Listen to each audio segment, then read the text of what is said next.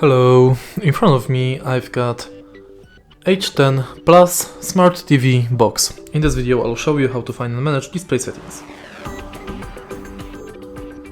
In the beginning let's go to settings and now enter device preferences. Now go to display and from this menu you can manage HDMI output mode.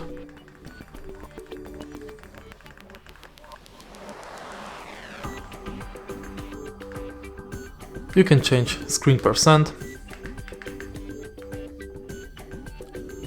Next you can change CVBS output mode and also change screen percent.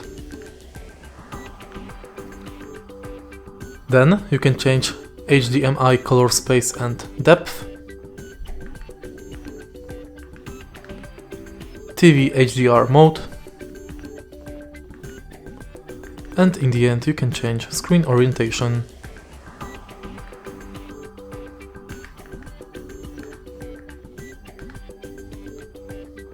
And that's it. If you find this video helpful, please leave a like, comment and subscribe.